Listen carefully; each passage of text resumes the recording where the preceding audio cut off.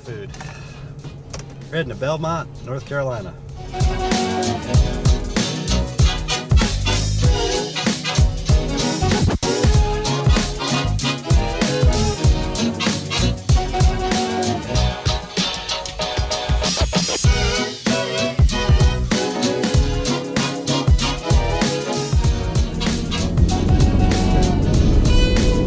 So here we are coming into downtown Belmont. A lot of money here. It's very, very pretty here too. All the houses on the right and on the left, very expensive to get into. See, in North Carolina, most of the towns where I live are all former railroad towns. This town in particular is all about moving things. So we're known for textiles here in North Carolina, especially in the Belmont and Gastonia and Mount Holly areas. Most of our factories were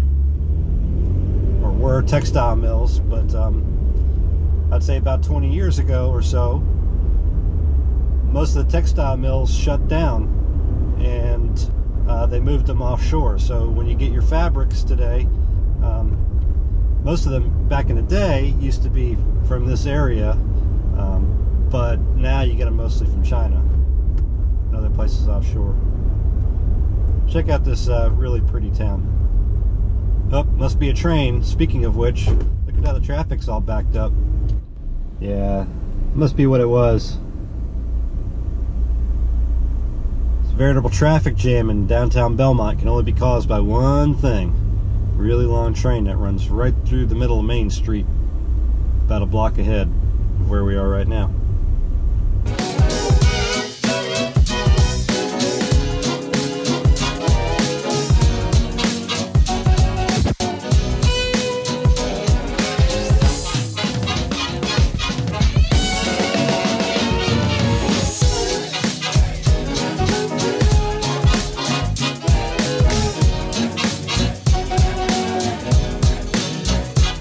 I don't know how many of y'all remember this thing, but I've put this into videos before. It's a free little library. Some really old buildings here. This kind of makes you want to jump on a swing. YouTube street art. Enough fooling around, tomfoolery, and gonna go get some dog food now real quick for the puppies. When you have 3 dogs, you go through a whole lot of food, and Jasper, aka YouTube Steve, he gets about 3 cups or more a day. I think he weighs about 70 pounds now. He's a big dog. Is your dog a happy dog? My friend Brian runs this store. It's really awesome.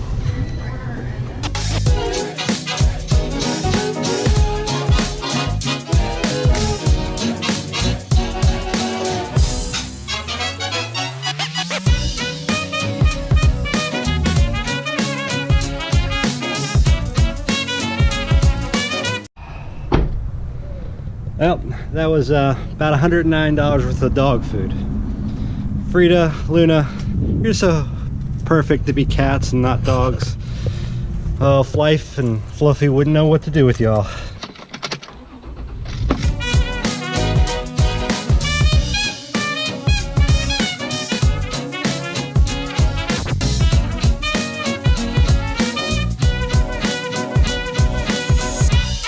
So a lot of people don't know that is that my little area here in North Carolina is actually the home to the largest textile mills, and it's actually the home of where a lot of unions started and strikes, just because of the child labor and the poor wages and the hours that they used to work people in the textile mill. Some of the very first strikes ever recorded in the United States actually started right here in the Gastonia area of North Carolina.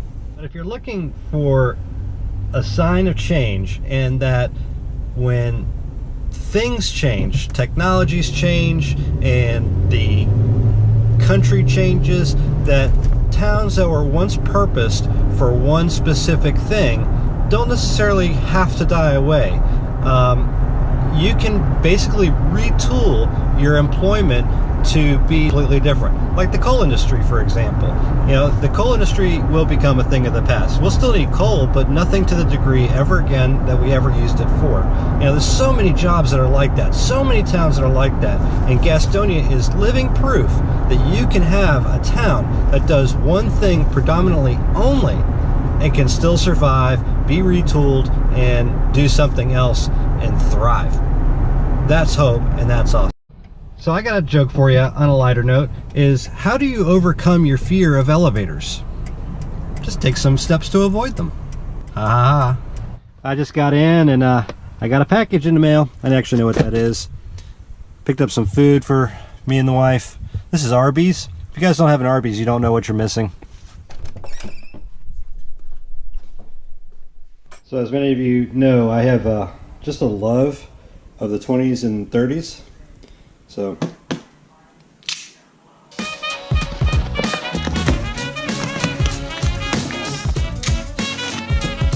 there you have it. Gatsby shave soap. Now this stuff here is from West Coast Shave Company. I actually know who makes this for West Coast Shave Company, and it's a company called Phoenix Artisan Accoutrements. A guy by the name of Douglas Smythe. And I really got a good deal on it too. I even got the aftershave, the mat.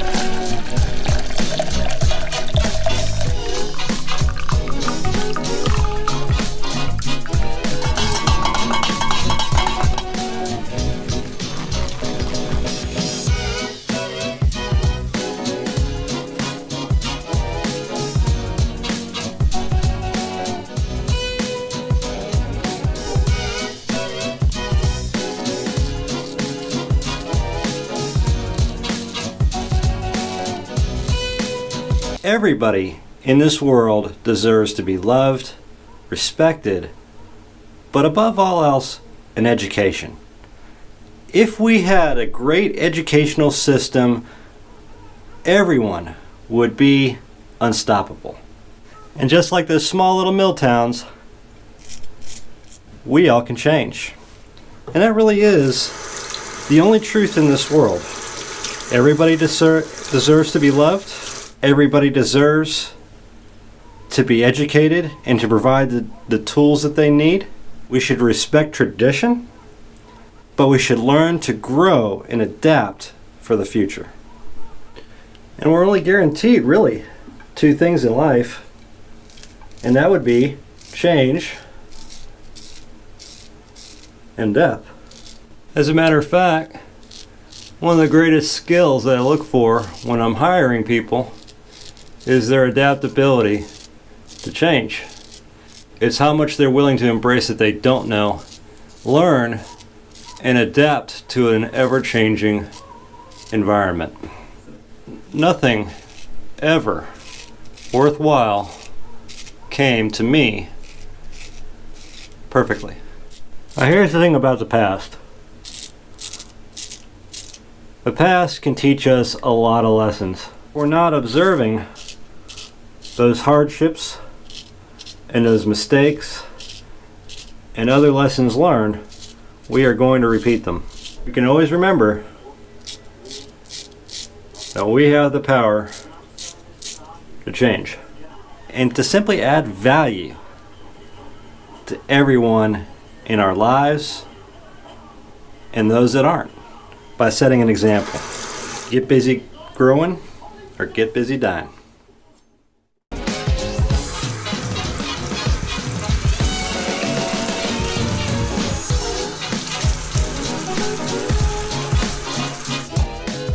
So, in closing, I would just like to say to love your fellow man, raise everyone in and around you to their highest potential. Do everything you can for them. And remember that sometimes life stings, but it's all worth it in the end, provided you're willing to adapt yourself for the future and grow. I love you all so very much, just the way you are. Not change. Until we see you again, thank you so much for watching. Steve, you want to say thank you very much for the 200 subscribers? Yeah. Oh, I think you just licked the camera. Give you one really, guys. Oh, what are you doing? Mine. You like the camera.